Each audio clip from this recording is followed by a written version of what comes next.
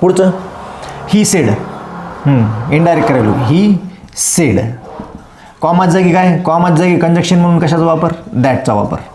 हां, बोलणारा भूतकाळात आहे म्हणून याचा काळ बदलणार, सर्वनाम बदलणार. हे काय, he said I am teacher, he said he was teacher. तो म्हणाला मी शिक्षक आहे, तो म्हणाला तो शिक्षक आहे, तो म्हणाला होता की तो शिक्षक आहे. He was a teacher.